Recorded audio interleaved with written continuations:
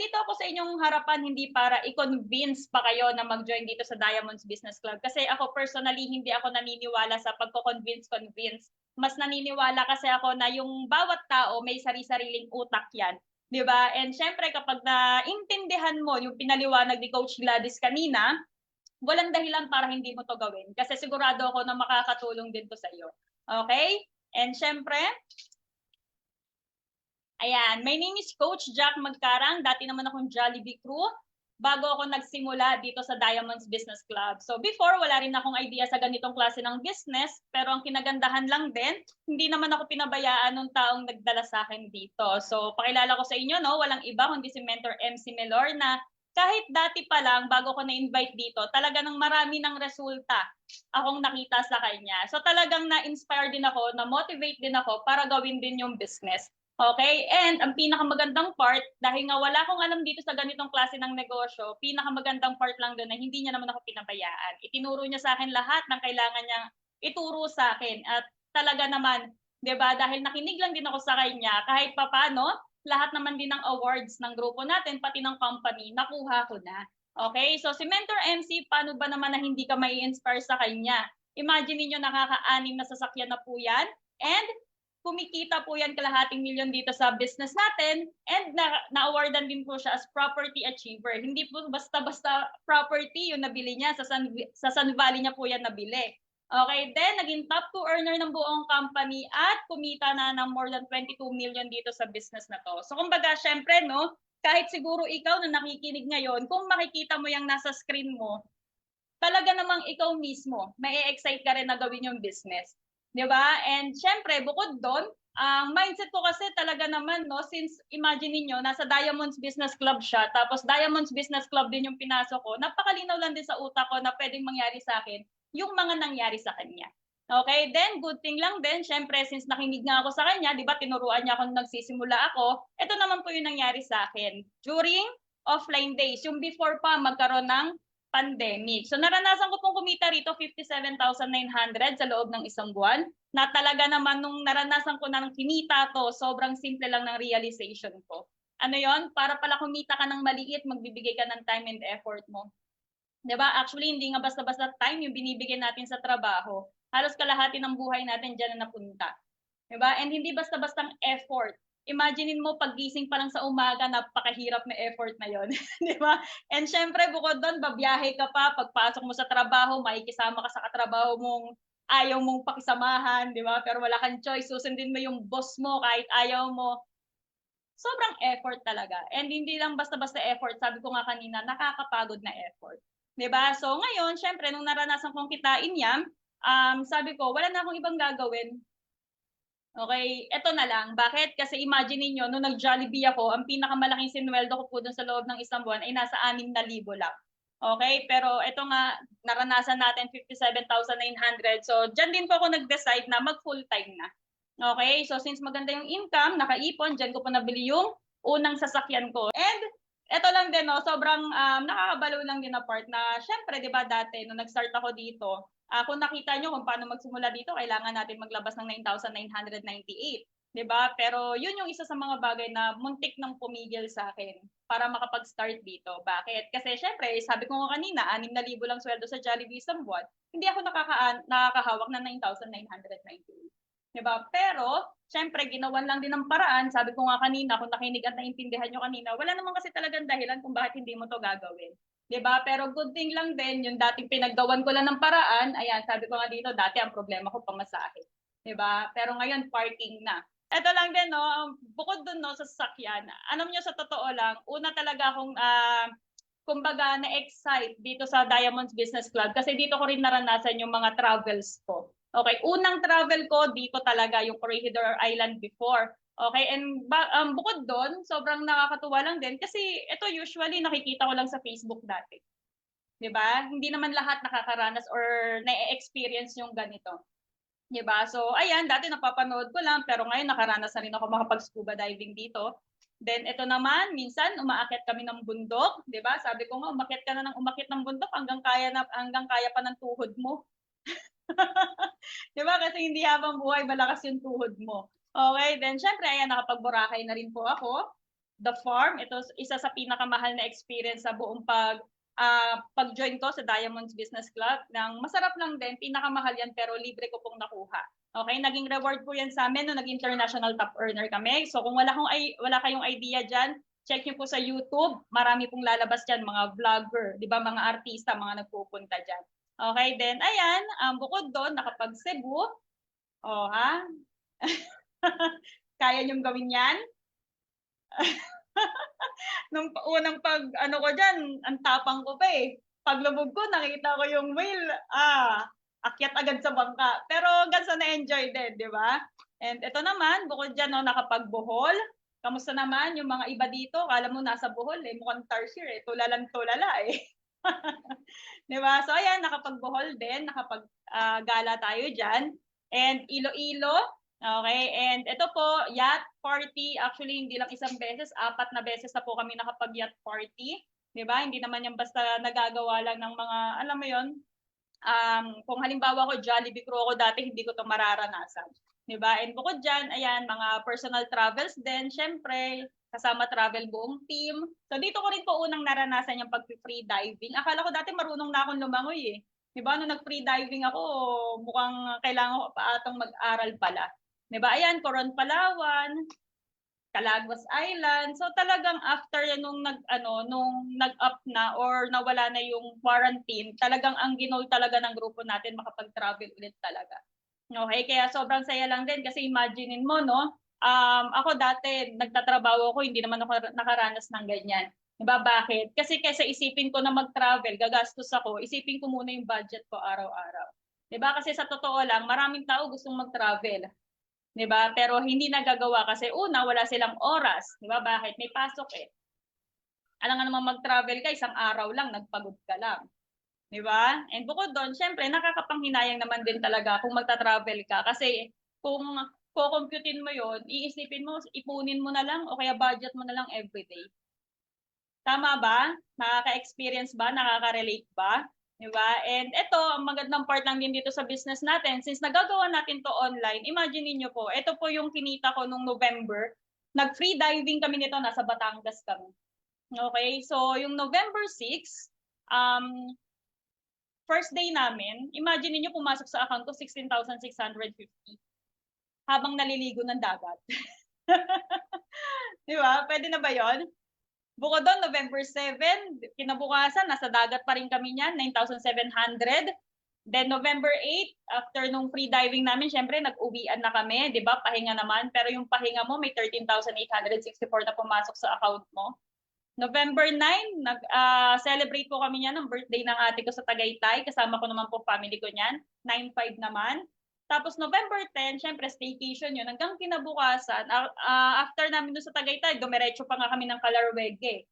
Diba? Pero may 9/4 ulit. Imagine mo habang nasa bakasyon ka. Habang nasa bakasyon ka, 5 days income, 59,265. Pwede na? Oo naman, pwede na yan.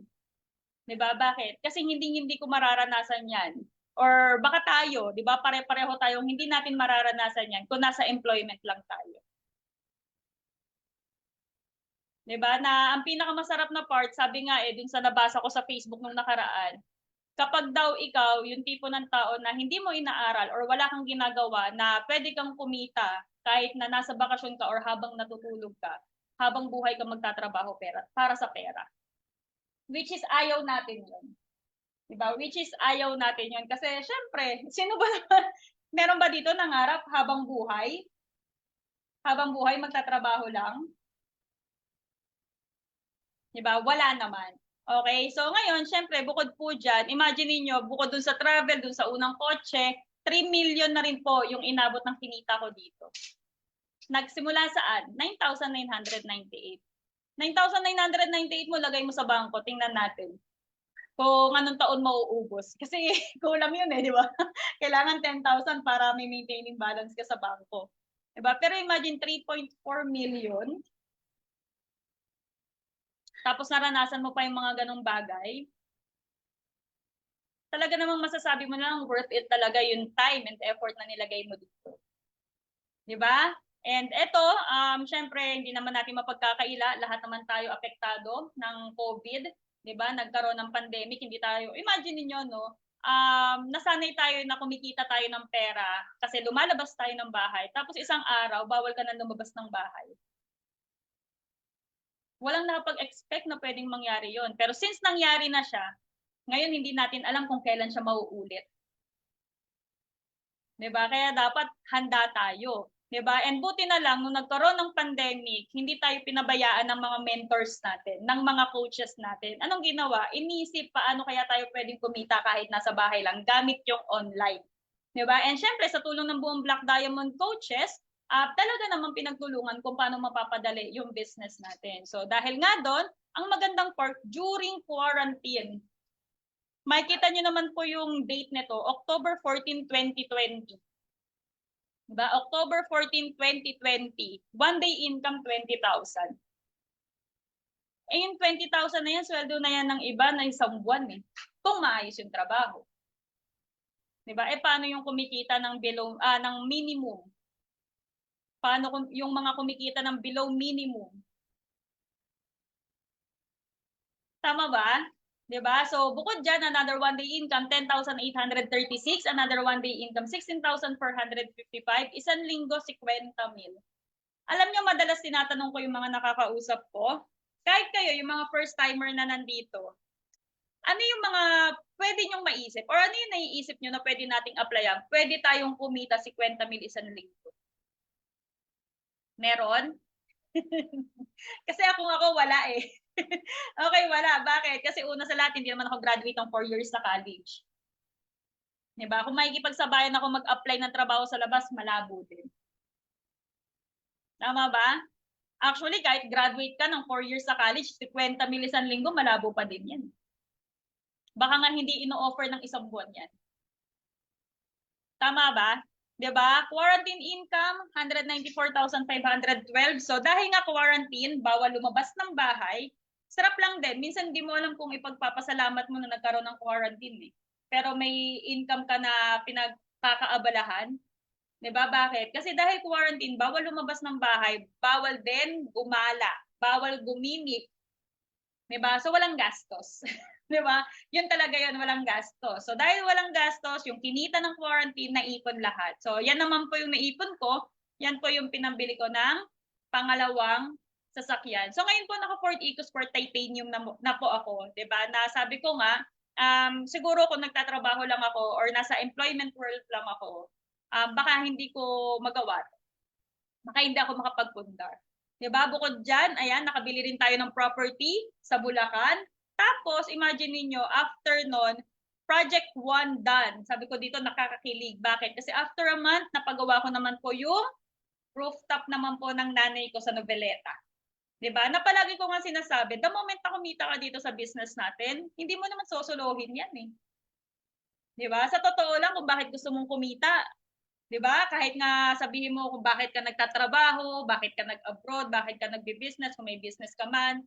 Kasi gusto mo na, alam mo 'yon, makatulong ka din sa family mo. 'Di ba? Makapag-ambag ka man lang kahit na papaano sa kanila. 'Di ba? Na good thing lang din dito sa Diamonds Business Club, tinuturo talaga kung saan mapupunta yung kinikita mo. Okay? Tapos, sabi ko dito, 2020, ayan, nakalagay dyan nung nag-start yung pandemic, nawindang tayong lahat. Imagine, nasanay kang kumikita na lumalabas ng bahay, tapos bigla kang kinulong sa bahay. Pero syempre, di ka naman pwede tumunga nga dahil magugutom ka. So, diskarte muna tayo. So, ito po, no, nung nag-lockdown, talagang lahat naman, di ba? Hindi alam kung paano gagawin yung business sa online. So, ako talagang diskarte lahat ng pwedeng pagkakakitaan. Pero, nung June 2, ito na yung nagsimula lahat. Okay? Nagsimula na kaming aralin ang online para sa Diamonds Online Support. Tapos, imagine June 2020, tapos February 19, nabili ko na yung sasakyan ko. June, July, August, September, October, November, December, January, February. 8 months. Pwede na, no? Di ba? And ayan, February 19, 2021, tapos March 8, 2022. After 1 year and 1 month, yung lupa naman. Ano sabi ko dito? A year ago, everything was different. And now that I look back, I realize that a year can do a lot to a person. Anong ibig sabihin? Hindi mo alam kung ano yung mga magagandang pwedeng mangyari sa buhay mo sa loob ng isang taon. Pero syempre, depende yon kung anong ginagawa mo ngayon. Diba? Kasi sabi nga, kung ano yung resulta natin ngayon, lahat to bunga ng mga pinaggagawa natin, di ba? Months or years ago eh. Di ba? So kung ano yung mangyayari sa'yo sa 2025, 2026, 2027, lahat yan magbubunga lang kung ano yung gagawin mo mula ngayon. Kaya dapat ikaw nagde-decide ka na. 'Di ba? Para sa sarili mo kasi sabi nga kung paulit-ulit mong gagawin yung mga ginagawa mo, paulit-ulit lang din yung resulta na makukuha mo. So yung sitwasyon mo ngayon, kung hindi yan yung gusto mo, dapat may ginagawa ka ng bago. Tama? Okay, then ito naman, syempre, nung nakabili ako ng sasakyan, isa sa mga nakinabang talaga niyan, syempre, pamilya ko pa rin. 'Di ba? Syempre, pandemic, 'di ba? Ngayon, nabigyan ko sila ng comfort sa mga biyahe, lalo na yung mga magulang ko. 'Di ba? Matatanda na rin yung mga yan eh. 'Di ba? So kung halimbawa, hahayaan ko silang lumabas, hahayaan ko silang sumakay ng jeep, sumakay ng bus, hindi ko alam kung sino yung mga kasabay nila. Syempre, alam mo naman, kapag may edad, mas prone sa virus yan. 'Di ba? And hindi lang sila, actually, buong family ko din. Kahit papano talaga nung kahit pandemic that time, lumalabas pa rin kami, gumagala pa rin talaga kami. 'Di ba? So, bawi-bawi lang din pag may time, 'di ba? Kasi kailan mo pa balak bumawi sa kanila? Kapag wala na, pag wala ng pagkakataon. 'Di ba? So, ngayon nakakita ka ng opportunity para bumawi sa kanila, todohan mo lang din talaga. Okay? And syempre, dahil nga natulungan lang din ako dati, naturuan lang din ako dati, ngayon po, isa na rin po ako sa mga mentoring team ng grupo natin. Okay, isa ako sa mga coaches ng grupo natin. So ngayon, yung mga natutunan ko mula nag-uumpisa ako, lahat ng mga naituro sa akin, ngayon pinapasa ko lang din sa iba. Okay, ngayon ako naman yung nagtuturo din sa iba. And syempre, lalong-lalo na sa team din natin. Okay, and good thing lang din po, mga nagtiwala under din sa organization ko. Ayan, so pakilala ko lang din sa inyo, no? Baka mamaya pareho kayong background. Ma-realize mo na alam mo yon, kaya mo rin gawin yung business na to kahit na minsan busy ka sa trabaho or sa ibang business mo, doable pa rin to. Kasi ito si Ate Liza, imagine niyo po, busy rin to sa trabaho, factory worker po siya dito sa Cavite. Pero ayan, nung nakaraan lang na awarding, na-awardan po siya as top 28 earner. Tapos 100,000 mahigit na rin po yung kinita niya dito sa business. Awards, marami na rin. Okay, then ito naman po, si Chris Placido, part-time niya lang din po yung sinimulan yung business natin. Pero ngayon po, 200,000 plus na rin yung kinita dito sa business. Nag-top 12 earner po siya. Na-surprise din talaga siya nung awarding nung nakaraan. Diba, imagine mo kasi part-time niyang ginawa yung business eh. Diba? So, ibig sabihin, sobrang doable niya talaga. Bukod po sa kanya, ito po, dati pong OFW, si partner Glazy. Ngayon po, nasa Pilipinas na po yan. Hindi na po siya umalis ng bansa. Kasama niya na rin po yung anak niya. Diba? So, 179,000 na yung kinita niya dito. Then, ito naman po, OFW po sa Japan. So, 200,000 mahigit na rin po yung kinita niya dito sa business. Then, ito naman po, part-timer din. Nagtatrabaho naman po to sa government, sa mga taga-tagig na nandyan. Okay, so ayan po, 'di ba? Sobrang busy sa trabaho. Pero dahil nga may support system yung grupo natin, imagine niyo po, nung nakaraang anniversary, na-awardan po siya as top 1 best director. Okay, ibig sabihin sa buong grupo natin, siya po may pinakamaraming napasali. Kahit busy sa trabaho. Then na-awardan po siya as top 24 earner ng grupo natin at kumita na po ng 200,000 plus dito sa business. Okay, then ito naman po si Ate M. Agent po siya ng OFW. Nagpapaalis po siya ng mga OFW. Okay, pero doing this business part-time din po. Ayan, Black Diamond leader na din po yan. At nag-top earner din po sa grupo natin. 200,000 na rin po yung kinita niya dito. Okay, tapos ito naman, tambay. Kalahating milyon na yung kinita. Nakapag-travel na rin po ng libre dito sa business natin. Okay, top earner din po siya sa Diamonds Business Club. Tapos, ito naman, hindi ko po ito personal nakakilala. Baka ikaw first time mo dito. Diba? Baka ikaw first time mo. Tapos ikaw, nag-inquire ka lang din doon sa taong nagbigay ng link sa'yo sa Zoom dito. Diba? So, ito hindi ko po personal nakakilala, pero Kagaya mo, nag-inquire na curious sa mga posting. Ngayon po, 300,000 plus na po yung kinita na niyan dito sa business natin. Tapos, top 17 po siya overall nung last anniversary. And, ayan, top 8 Best Director Black Diamond Awardee din po siya. Tapos, wag na tayong lumayo. Ito po yung nag-present ng business kanina. Isa rin po siya sa napasali ko. So, imagine, no, nag-start po siya dito. Part-time lang din kasi nasa ibang bansa po siya. Pero, ang pinakamagandang part, dati, sabi niya nga kung bakit siya nag-join dito kasi gusto niya lang din yung mga nakikita niyang ginagawa ko online, 'di ba? Nakakapag-travel ako, kasama ko yung family ko. Tapos sabi niya gusto niya rin daw ng ganun. Nag-join siya sa business, imagine 900,000 na rin po yung kinita niya dito. Sobrang konting kembot na lang to, Millionaires Club na po yan. 'Di ba? Abangan niyo po. Abangan niyo po kasi bibili po yan ng unang kotse niya. Okay, then ayan, top 8 earner ng buong Diamonds Business Club. Isa rin po yan sa leader ng grupo natin. At ang pinakamasarap lang din po, no, every time po na nagtuturo tayo sa iba, tumutulong tayo sa iba, syempre kung bakit ka na-invite dito, kasi syempre gusto mong tulungan yung sarili mo. Diba? Na ang pinakamasarap na part lang din, while doing the business, habang nagtuturo sa iba, nag-guide sa iba, ito naman po yung nangyari sa akin. Okay? So, ayan po nakikita nyo, nakabili ng pangalawang sasakyan, naging property achiever, 3.4 na rin po yung kinita ko dito sa business. Top 2 earner po overall nung nakaraang anniversary. Tapos, hindi ko na nailagay dito. Sobrang nagpapasalamat din ako. Kasi di ba sabi ko nga, yung unang travel ko, dito ko po yan unang naranasan. So, nung nakaraang anniversary po, in-award din po sa amin yung free travel to Singapore naman.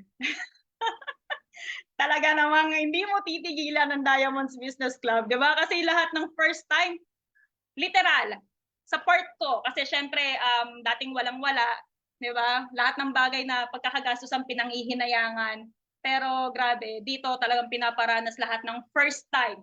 Di ba? Literal, lahat ng first time sa masasarap sa buhay. Napapangarapin mo rin na every time na nararanasan mo yun, gusto mo ring iparanas sa family mo, di ba? Sa lahat ng taong nakapaligid sa'yo.